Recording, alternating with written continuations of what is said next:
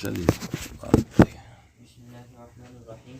وبه قال حدثنا أبو بكر بن أبي شيبة قال حدثنا غندر عن شعبة وبتحويل السند وحدثنا محمد بن المثنى وابن بشار قال حدثنا محمد بن جعفر قال حدثنا شعبة عن منصور عن نبيل بن حراش أنه سمع علي رضي الله عنه يخطب قال رسول الله صلى الله عليه وسلم لا تكذبوا علي فإنه من يكذب علي يلج النار. بسم اللہ الرحمن الرحیم.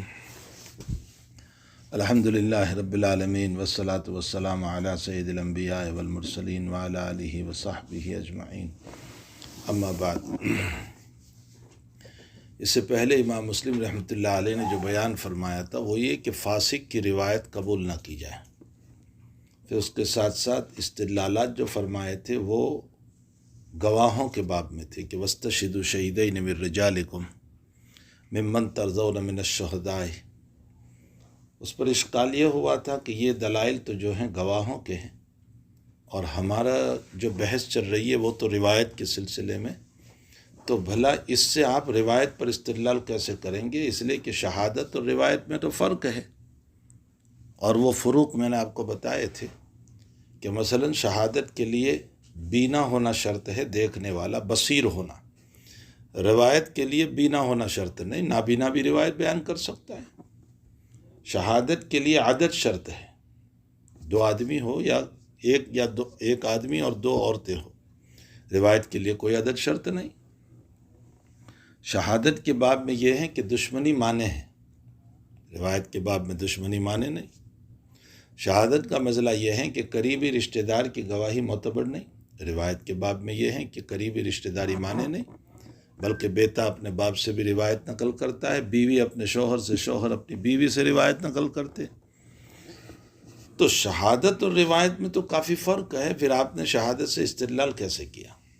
اس کا جواب امام مسلم رحمۃ اللہ علیہ نے دیا کہ اصل بات یہ ہے کہ ٹھیک ہے، یہ فروق سارے اپنی جگہ پر، لیکن نفس صفت جو اصل ہے اس میں دونوں متفق ہے، اور وہ یہ ہے کہ شہادت میں شاہد کا عادل ہونا شرط ہے، تو روایت میں راوی کا عادل ہونا شرط ہے.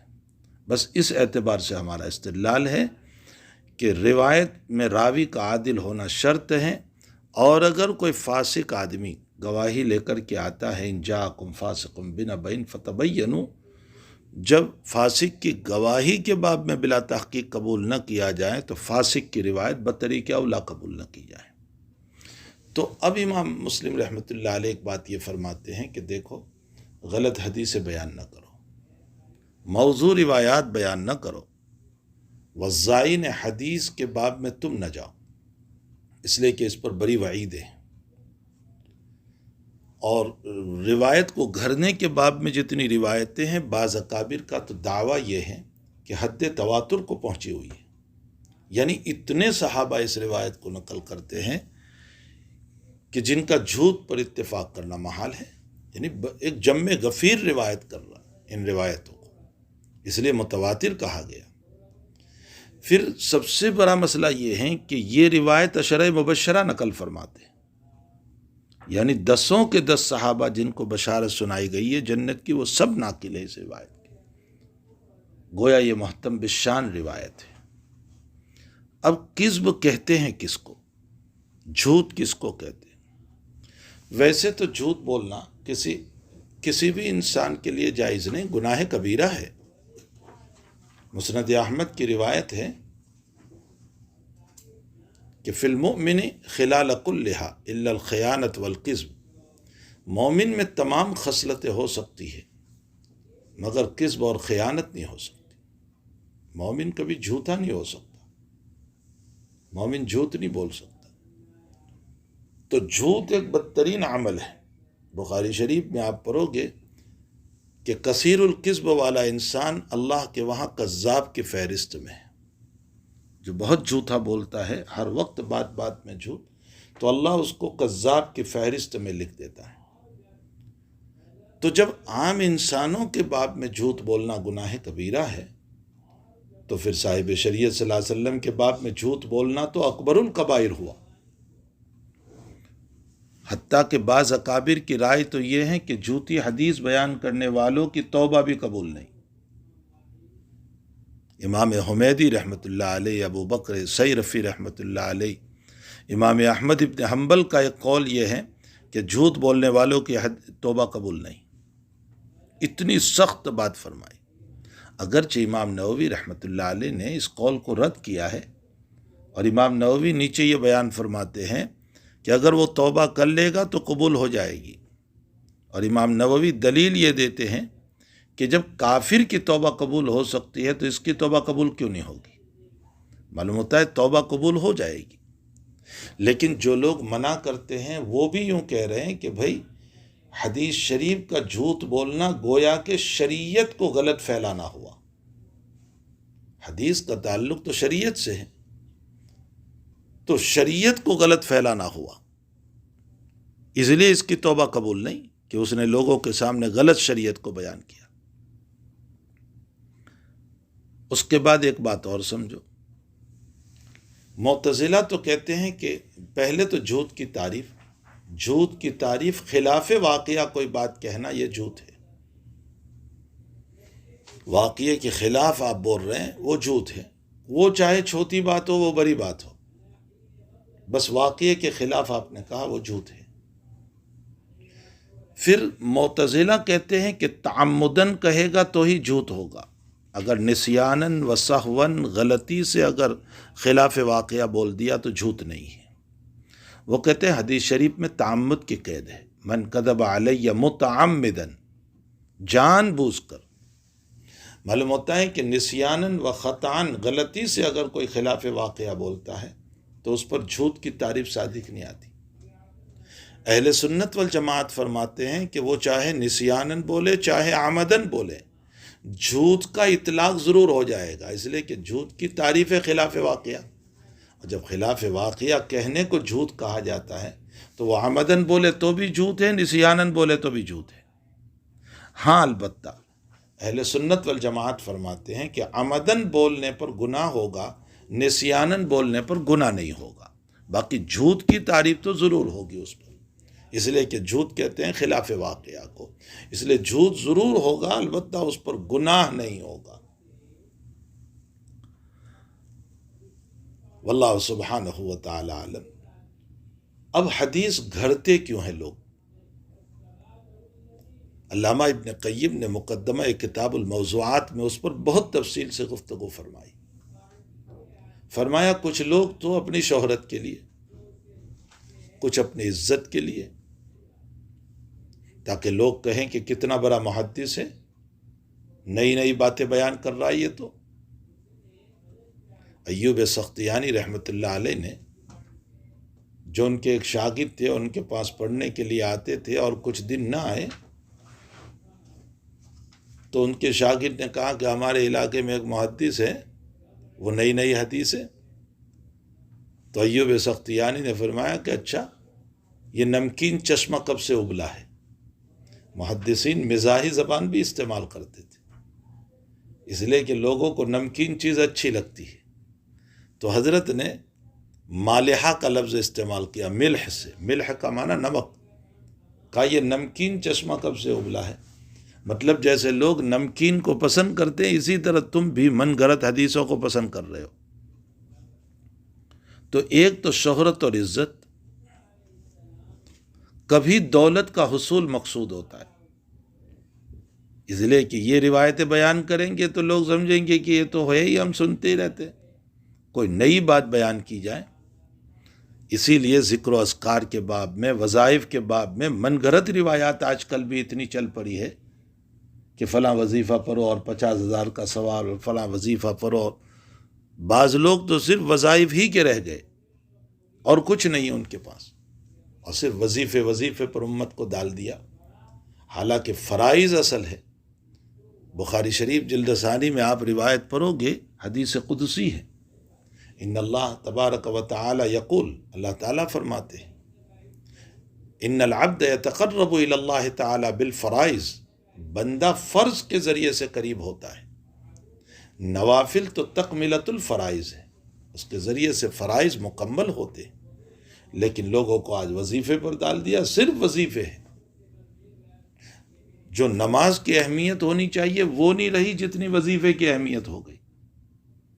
ابن قیم نے ایک روایت نقل کی ہے، حصول دولت کے سلسلے میں کہ ایک مقرر صاحب بغداد کی مسجد میں آئے اور وہاں ابن قیم امام احمد بھی بیٹھے ہوئے تھے اور یحییٰ ابن معین بھی بیٹھے ہوئے تھے، اور اس نے تقریر کے اندر یوں کہا کہ حدثنی احمد بن حنبل و یحییٰ ابن معین، یہ کہہ کر اس نے روایت نقل کی، من قال فی الیوم لا الہ الا اللہ مرۃ واحدۃ یخلق اللہ تبارک و تعالی منہ الطیر منقارہ من ذہب وریشہ من لؤلؤ والمرجان۔ اس نے کہا کہ امام احمد ابن حنبل اور یحییٰ ابن معین نے مجھ سے حدیث بیان کی کہ دن میں ایک مرتبہ کوئی لا الہ الا اللہ پڑھتا ہے تو اللہ اس کلمے کی وجہ سے ایک پرندہ پیدا کرتا ہے، ایک برڈ پیدا کر دیتا ہے جس کی چانچ جو ہوا کرتی ہے وہ سونے کی ہوگی من ذہب، اور اس کے ریش اور پر جو ہیں وہ لولو اور مرجان کے ہوں گے۔ اب یہ بالکل من گھڑت اور موضوع روایت تھی، اس کا کوئی نہ سر تھا نہ پاؤں تھا، اور اس طرح اس نے فضائل پر تقریر کی، من گھڑت روایتوں سے لوگوں نے اس کو دولت دی، اس نے اپنا بستہ باندھا، اور جب جانے لگا تو امام احمد نے اس کو بلایا اور فرمایا کہ تو نے جو ابھی روایت بیان کی احمد ابن حنبل سے، تو کہا بالکل صحیح ہے، اور یحییٰ ابن معین سے کہا بالکل، تو کہا میں احمد ابن حنبل ہوں اور یحییٰ ابن معین یہ ہیں، ہم نے تو کبھی تجھ سے کوئی روایت بیان نہیں کی، کبھی تو حدیث پڑھنے ہمارے پاس نہیں آیا، ہم نے تجھے کبھی دیکھا نہیں ہے۔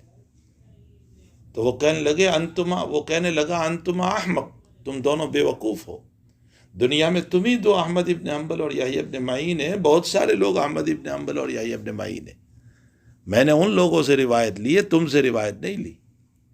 اب یہ ایک من گھڑت کہانی تھی، جبکہ احمد ابن حنبل ایک ہی ہے، یحییٰ ابن معین ایک ہی ہے، لیکن من گھڑت کہانی تھی تو اس نے ان بزرگوں کو بھی احمق کہہ دیا۔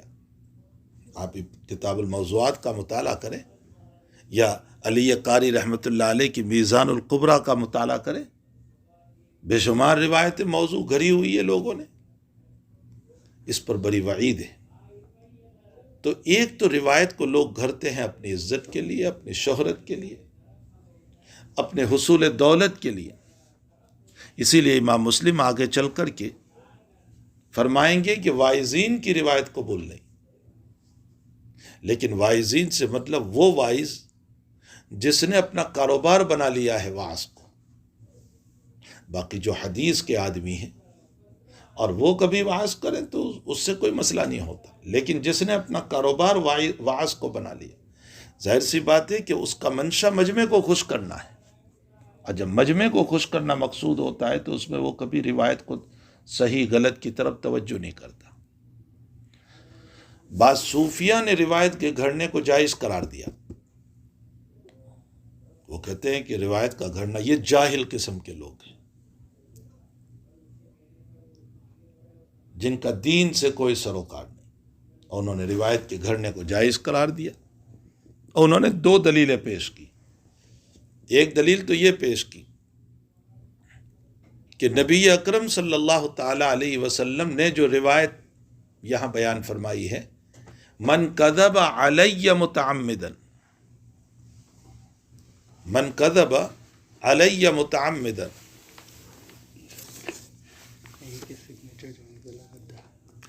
سگنیچر جو ہے بدہ ہے، تمہارا سگنیچر ہے تو پس جو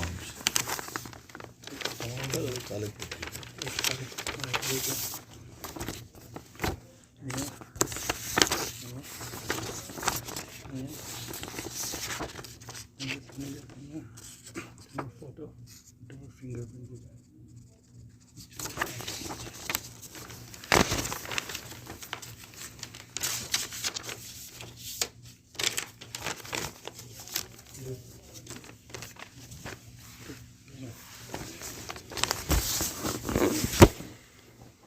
من کذب علی متعمدا، ان کا پہلا استدلال یہ رہا کہ علا تو ضرر کے لیے آتا ہے، اس کا مطلب یہ نکلا کہ شریعت میں ضرر اور نقصان پہنچانے کے لیے جائز نہیں، معلوم ہوتا ہے کہ نفع پہنچانے کے لیے جائز ہوگا، حرف علا سے استدلال کیا، من کذب علی متعمدا۔ تو علی للضرر، لیکن حقیقت یہ ہے کہ یہ استدلال غلط ہے. علی ہمیشہ ضرر کے لیے نہیں آتا. ہم آپ کو بتا رہے ہیں اللہم صلی علی محمد، یہاں کہاں علی ضرر کے لیے آیا؟ اگر ضرر کے لیے مانیں گے تو اس صورت میں معنی ہی غلط ہو جائے گا. علی تو اصل میں آتا ہے فوقیت بیان کرنے کے لیے، چاہے وہ حقیقتاً فوقیت ہو، جیسے زید علی السطح، چھت پر ہے، یا نمبر 2 علی دین، مجھ پر قرض ہے. یہ حکماً بلندی کو بیان کرنے کے لیے آیا. تو یہ استدلال غلط ہے کہ اعلیٰ ضرر کے لیے آتا ہے. دوسرا استدلال مسند بزار کی ایک زیادتی سے ہے. یہی حدیث شریف جو ابھی سامنے ہے، اس پر ایک زیادتی ہے مسند بزار میں. من کذب علی متعمدا لیضل بہ الناس، جس نے مجھ پر جھوٹ بولا تاکہ لوگوں کو گمراہ کرے. یہ لیضل بہ الناس کی زیادتی سے استدلال کیا کہ خود نبی علیہ السلام یہ فرماتے ہیں کہ بھائی لیضل بہ الناس کی بنیاد پر تو ممانعت ہے، گمراہ کرنے کی نیت سے تو ممانعت ہے. اس کا مطلب یہ نکلا کہ نفع پہنچانے کی نیت سے جائز ہوگا. یعنی کسی کو نیک بنانا ہے، کسی کو جو ہے اچھی بات بتانا ہے، تو اس کے لیے جھوٹی حدیث بیان کر دو. اس کا جواب یہ ہے کہ اولاً تو یہ زیادتی ثابت ہی نہیں، صحیح احادیث میں زیادتی نہیں ہے. نمبر 2، اگر اس زیادتی کو ثابت مان لیا جائے تو اس صورت میں اس زیادتی کا مطلب ہوتا کہ یہ تاکید کے لیے آئی ہے. جیسے قرآن کریم میں فمن اظلم ممن افترى علی اللہ کذبا لیضل بہ الناس، جو اللہ تعالیٰ پر جھوٹ الزام لگائیں تاکہ لوگوں کو گمراہ کرے. تو کیا وہاں یہ ترجمہ ہوگا کہ گمراہ کرنے کی نیت سے تو اللہ پر جھوٹ بولنا جائز نہیں؟ معلوم ہوتا ہے گمراہ کرنے کی نیت نہ ہو تو جھوٹ بولنا جائز ہو جائے گا اللہ پر. وہاں لیضل بہ الناس تاکید کے لیے. اسی طرح اس حدیث شریف میں اگر اس زیادتی کو مان لیا جائے تو اس صورت میں یہاں تاکید کا معنی ہے. نمبر 3، یہ لام عاقبت کا ہے، نتیجے کو بیان کرنے کے لیے آیا. لیضل میں لام جو ہے نا، ترجمہ ہوگا نتیجہ یہ ہے کہ لوگ گمراہ ہو جائیں گے. جس نے مجھ پر جھوٹ بولا اس کا نتیجہ یہ ہوگا کہ لوگ گمراہ ہو جائیں گے. اس سے جھوٹ کی اجازت نہیں دے رہے. تیسری بات، اگر اسی طرح نفع شریعت کے لیے جھوٹ بولنے کی اجازت دی جائے تو شریعت کا ناقص ہونا لازم آتا ہے. اس کا مطلب نبی اکرم صلی اللہ علیہ وسلم شریعت کو مکمل کر کے نہیں گئے، تو تم اب اس کے اوپر احادیث کو بنا بنا کر کے مکمل کر رہے. یا الیوم اکملت لکم دینکم واتممت علیکم نعمتی کے خلاف ہے. پانچویں بات، بدعت اسی طرح پیدا ہوتی ہے. بدعت جو ہیں وہ اسی طرح پیدا ہوتی ہے.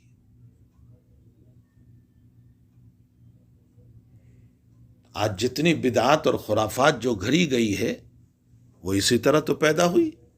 لوگوں نے کوئی اس کو بدعت سمجھ کر تھوڑے ہی گھڑا تھا، نفع ہی کی نیت سے تو گھڑی ہے ساری روایتیں، نقصان کی نیت سے تو گھڑی نہیں تھی. بہرحال یہ جو بعض جاہلوں نے ان دونوں دلیلوں سے استدلال کرتے ہوئے حدیث کے گھڑنے کی اجازت لی، یہ بالکل غلط ہے. صحیح ترین روایتوں میں ہے کہ حدیث کو وضع کرنے کی قطعاً اجازت نہیں ہو سکتی ہے. واللہ سبحانہ وتعالی عالم. حضرت علی رضی اللہ تعالیٰ عنہ فرماتے ہیں کہ رسول اللہ صلی اللہ علیہ وسلم نے فرمایا لا تغضبوا علیہ، مجھ پر جھوٹ نہ بولو، فإنہ من یغضب علیہ یلج النار، جو مجھ پر جھوٹ بولے گا وہ جہنم میں جائے گا. دیکھو دنیا ہی میں نبی علیہ السلام فرماتے ہیں کہ وہ جہنم میں جائے گا. پھر اس کے ساتھ ایک بات اور سنا، یہ جو نبی اکرم صلی اللہ علیہ وسلم نے فرمایا کہ جو مجھ پر جھوٹ بولے گا وہ جہنم میں جائے گا، اس کا مطلب یہ نکلا کہ حضور پاک صلی اللہ تعالی علیہ وسلم نے سخت وعید ذکر فرمائی اس کے اوپر۔ بعض اکابر نے اس سے یہ لکھا ہے کہ غلط عبارت کا پڑھنے والا بھی اس میں داخل ہے، اس لیے کہ انسان جب عبارت غلط پڑھتا ہے تو معنی بدل جاتے ہیں، اور معنی کا بدل جانا یہ اس بات کی دلیل ہے کہ تم نے نبی کے خلاف، نبی کی طرف غلط بات منسوخ کر دی۔ تو بعضوں نے غلط عبارت کو بھی اس کے اندر داخل کیا ہے۔ جی پڑھیے اگلی روایت۔ وحدثني زهير بن حرب قال حدثنا اسماعيل يعني بن علي عن عبد العزيز بن صهيب عن انس بن مالك رضي الله عنه قال انه لا يمنعني ان احدثكم حديثا كثيرا۔ حضرت انس اگرچہ مقصرین صحابہ میں شمار ہوتے ہیں، لیکن حضرت انس اس کے باوجود فرماتے ہیں کہ میں بہت زیادہ حدیث بیان نہیں کرتا۔ کیوں نہیں بیان کرتا؟ مجھے یہ حدیث روکتی ہے کہ نبی اکرم صلی اللہ علیہ وسلم نے فرمایا من تعمد علی کذبا، جس نے مجھ پر جان بوجھ کر جھوٹ بولا، فلیتبوأ مقعدہ من النار، اس کو چاہیے کہ اپنا ٹھکانہ جہنم بنا لے۔ مقعد سیٹ کو بولتے ہیں۔ آپ ایئر سعودیہ میں جب سفر کرو گے تو سیٹ کے اوپر لکھا ہوا ہوتا ہے مقعد، بیٹھنے کی جگہ۔ فلیتبوأ مقعدہ من النار، اس کو چاہیے کہ اپنے بیٹھنے کی جگہ جہنم میں بنا لے۔ ہمارے حضرت شاہ صاحب رحمۃ اللہ علیہ، علامہ انور شاہ صاحب کشمیری رحمۃ اللہ علیہ اس کا ترجمہ کرتے تھے، اس کو چاہیے کہ اپنا سیٹ جہنم میں ریزرو کرا لے۔ جی وحدثنا محمد بن عبيد الغبري قال حدثنا ابو عوانة بن ابي حسين عن ابي صالح عن ابي هريرة رضي الله عنه قال قال رسول الله صلی اللہ علیہ من وسلم۔ كذب عليه متعمدا فليتبوأ مقعده من النار۔ جی چلیے چلیے۔ وحدثنا محمد بن عبد الله بن نمير قال حدثنا ابي قال حدثنا سعيد بن عبيد قال حدثنا علي بن ربيعة الوالدي قال اتيت المسجد والمغيرة رضي الله عنه امير الكوفة قال فقال المغيرة رضي الله عنه سمعت رسول الله صلى الله عليه وسلم يقول ان كذبا علي ليس ككذب مجھ پر جھوٹ بولنا عام انسانوں پر جھوٹ بولنے کی طرح نہیں ہے۔ جی فمن كذب علي متعمدا فليتبوأ مقعده من النار۔ جی وحدثني علي بن حجر السعدي قال حدثنا علي بن مسلم قال حدثنا محمد بن قيس الأسدي عن علي بن ربيعة الأسدي عن مغيرة بن شعبة رضي الله عنه عن النبي صلى الله عليه وسلم بمثله ولم يذكر إن كذبا علي ليس ككذب على أحد۔ جی وحدثنا عبيد الله ابن معاذ العنبري قال حدثنا أبي وبتحويل السند وحدثنا محمد بن المثنى قال حدثنا عبد الرحمن بن مهدي قال حدثنا شعبة عن خبيب بن عبد الرحمن عن حفص بن عاصم قال یہاں سے امام مسلم رحمۃ اللہ علیہ یہ بیان کرنا چاہتے ہیں کہ دیکھو جھوٹی حدیث سے تم کب بچ پاؤ گے۔ فرمایا ہر سنی سنائی بات کو بیان نہ کرو۔ جو بات سنی کسی مقرر سے آپ نے نقل کر دی، کوئی تحقیق نہیں کی اس کی۔ واٹس ایپ پر جو آئی حدیث آپ نے اس کو نقل کر دی، کوئی تحقیق نہیں کی آپ نے۔ وہ چاہے حوالہ اندر میں لکھا ہوا ہو کہ رواہ ترمذی یا فلاں اور فلاں، آپ خود دیکھ لیجئے ترمذی کہ وہ حدیث ترمذی میں ہے یا نہیں، وہ حدیث بخاری میں ہے یا نہیں۔ اور اگر آپ نے ہر سنی سنائی بات کو بیان کرنا شروع کر دیا تو آپ جھوٹ سے محفوظ نہیں رہ پاؤ گے۔ جی بعضوں کے پیٹ میں مروڑ پڑتا ہے، وہ جب تک سنی ہوئی بات شام تک میں کسی سے بیان نہ کر دیں وہاں تک ان کو پریشانی رہتی ہے۔ یہ مزاج عورتوں کا ہوا کرتا ہے۔ جی چلیے، انسان کے جھوٹا ہونے کے لیے کافی ہے کہ ہر سنی ہوئی بات بیان کرے۔ جی وحدثنا ابو بكر بن ابي شيبه قال حدثنا علي بن حفص قال حدثنا شعبة عن خبيب بن عبد الرحمن عن حفص بن عاصم عن ابي هريره رضي الله عنه عن النبي صلى الله عليه وسلم بمثل ذلك۔ وحدثني يحيى بن يحيى قال اخبرنا هشيم عن سليمان التيمي عن ابي عثمان النهدي قال قال عمر بن الخطاب رضي الله عنه في حسب المرء من الكذب ان يحدث بكل ما سمع۔ جی وحدثني ابو الطاهر احمد بن عمرو بن عبد الله بن عمرو بن صالح قال اخبرنا ابن وهب قال لي مالك اعلم انه ليس يسلم رجل حدث بكل ما سمع ولا يكون اماما ابدا ولا يكون اماما ابدا۔ یہاں امام بمانا مسجد کا ملا نہیں، یہاں امام بمانا مقتدا، رہبر، پیشوا۔ آپ رہبر نہیں بن سکتے ہو اگر ہر سنی سنائی بات کو بیان کریں گے۔ کیوں؟ اس لیے کہ اگر آپ اسی طرح اناپ شناپ بیان کرتے رہے تو پھر جب آپ کی کوئی بات آئے گی نا تو اندر اندر میں لوگ جو باتیں کریں گے راوی ضعیف ہے، فوراً ہم بھی آج کل بات کرتے ہیں تو کسی نے کہا بھائی فلاں وہ راوی ضعیف ہے، تو آپ مقتدا نہیں بن سکتے ہو. اس لیے سب سے بڑی چیز یہ ہے کہ زیادہ تر خاموش رہو. سمجھ میں آیا؟ بلا وجہ کے بول بول بول بول نہ کیا کرو، اور جب کوئی بات بولو تو تحقیق کے ساتھ بولو. آپ کے پاس اس کا حوالہ ہونا چاہیے کہ یہ بات آپ کہاں سے نقل کر رہے ہیں. جی ولا يكون إماما أبدا وهو يحدث بكل ما سمع. جی حدثنا محمد بن المثنى قال حدثنا عبد الرحمن قال حدثنا سفيان عن أبي إسحاق عن أبي الأحوص عن عبد الله رضي الله عنه قال بحسب المرء من الكذب أن يحدث بكل ما سمع. چلیے. وحدثنا محمد بن المثنى قال سمعت عبد الرحمن بن مهدي يقول لا يكون الرجل إماما يقتدى به حتى يمسك عن. ہاں ایسا مقتدا نہیں بن سکتا جس کی اقتدا کی جائے، ورنہ مسجد کا ملا تو بن جائے گا، امام صاحب بن جاؤ گے، کوئی حرج نہیں، آپ کے پیچھے نماز بھی پڑھ لیں گے لوگ، لیکن آپ کی بات کا وزن ہو ایسا کبھی نہیں ہوگا. اس کے لیے آپ کو احتیاط کی ضرورت رہے گی. جی وحدثنا يحيى بن يحيى قال أخبرنا عمر بن علي بن مقدم عن سفيان بن حسين قال سألني إياس بن معاوية فقال. ایاس ابن معاویہ بڑے درجے کے تابعی ہیں. سفیان ابن حسین قرآن کی تفسیر کر رہے تھے اور ان کے شاگرد بھی تھے. تو ایاس ابن معاویہ نے ایک مرتبہ ان کو کہا کہ میں نے سنا ہے کہ قد کلفت بعلم القرآن، تو علم تفسیر میں لگا ہوا ہے، یعنی تو تفسیر کر رہا ہے، تو اچھا ایک کام کر، فلاں فلاں صورت پر اور اس کی تفسیر کر میرے سامنے، میں بھی تو دیکھوں کہ تو کیسی تفسیر کر رہا ہے. جی فقال إني أراك قد كلفت بعلم القرآن فاقرأ علي سورة وفسر حتى أنظر فيما علمت.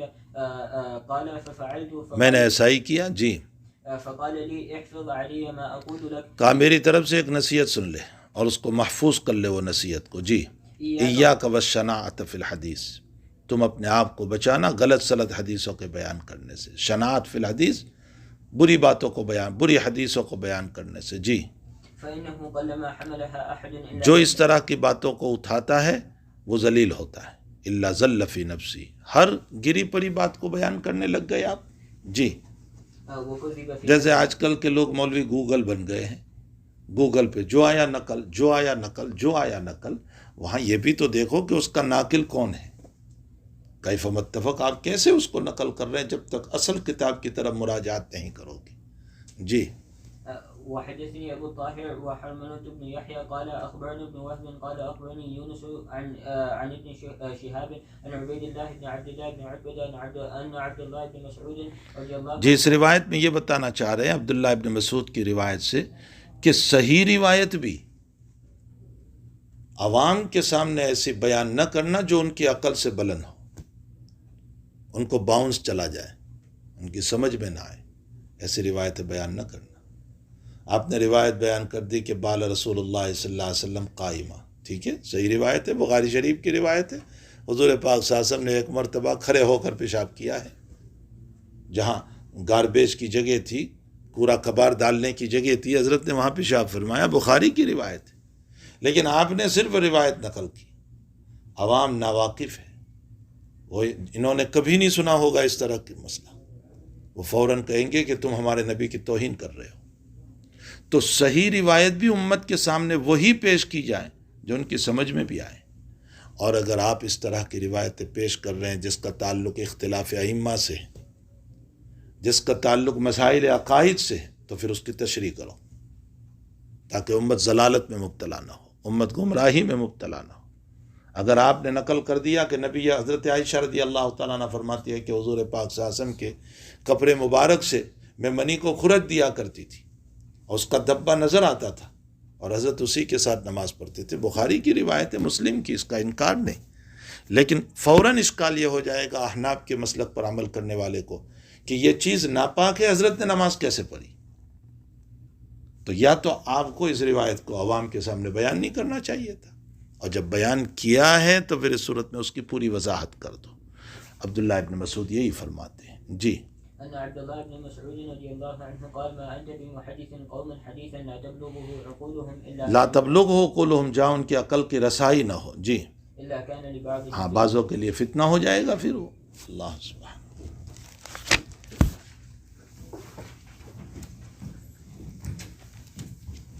لا الہ سبحان اللہ.